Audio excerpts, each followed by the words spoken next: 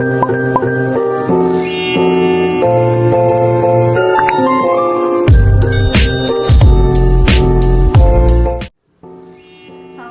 warahmatullahi wabarakatuh. Perkenalkan, nama saya Zahra Aryani dengan NIM 20070250016. Pada kesempatan kali ini saya akan menjelaskan tentang analisis keuangan pada bank syariah.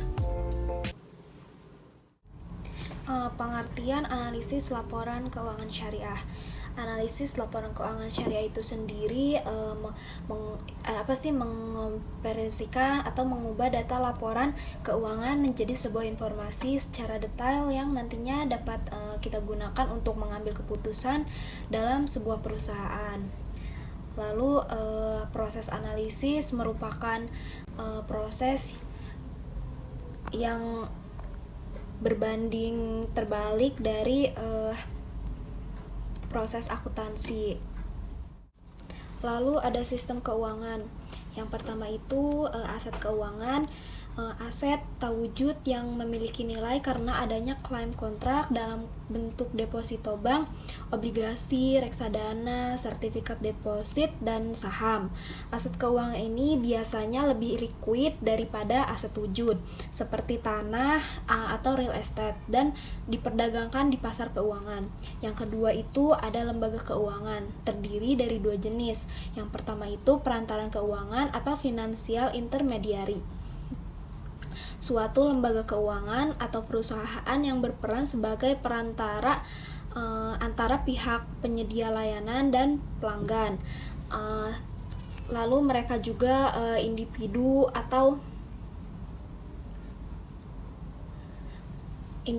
ataupun perusahaan yang berada di antara kedua belah pihak atau lebih dalam hal finansial.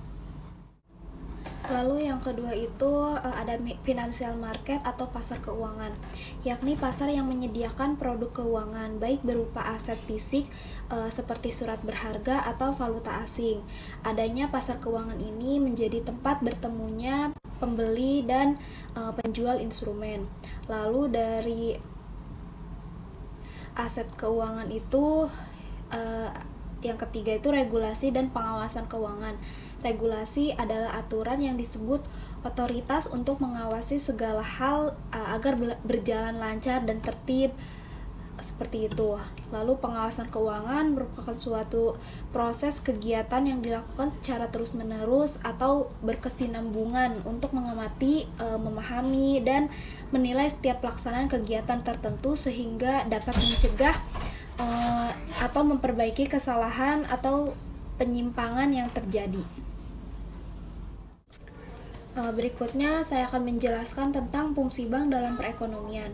Yang pertama itu bank sebagai lembaga intermediasi keuangan, yaitu menghimpun dan menyalurkan dana, lalu penyedia jasa perbankan, lalu pelaksanaan sistem pembayaran.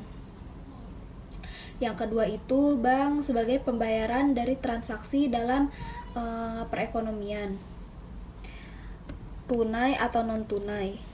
Yang ketiga itu bank sebagai agen moneter, pelaksanaan dari kebijakan moneter. Lalu ada beberapa tujuan dalam proses analisis keuangan bank syariah, antara lain yang satu proses screening, melihat kondisi perusahaan tanpa kita terjun langsung ke perusahaan. Yang kedua understanding, yaitu bisa memahami kondisi perusahaan. Yang ketiga forecasting, yaitu bisa meramalkan kondisi yang akan datang. Yang keempat, diagnosa, yaitu dapat melihat kemungkinan atau resiko yang akan terjadi dalam perusahaan. Yang kelima, evaluasi, yaitu dapat melakukan evaluasi yang dihasilkan dalam laporan keuangan. Selanjutnya, laporan keuangan ringkas triwulan. Yang pertama itu ada laporan posisi keuangan, kedua laporan laba rugi dan penghasilan konferensi lain, yang ketiga laporan komitmen dan kontijen, yang keempat laporan arus kas, yang kelima laporan rasio keuangan, yang keenam laporan kewajiban penyediaan modal minimum atau KPMM, yang ketujuh laporan kualitas aset, atau aktiva produktif. Yang ke-8, laporan cadangan kerugian penurunan nilai atau CKPN dan penyisihan penghapusan aset. Yang ke-9, laporan distribusi bagi hasil. Yang 10, laporan transaksi spot dan forward. Yang 11, laporan sumber dan penyaluran dana zakat dan wakaf. Yang ke-12, laporan sumber dan penyaluran dana kebajikan. 13, informasi susunan direksi, dewan komisaris. Yang keempat dan DPS. Yang ke-14, informasi susunan pemegang saham.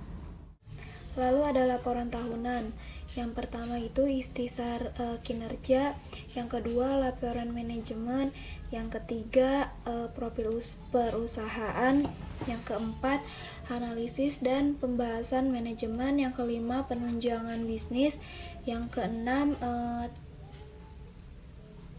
tata kelola perusahaan, yang ketujuh tanggung jawab sosial perusahaan, yang kedelapan laporan keuangan.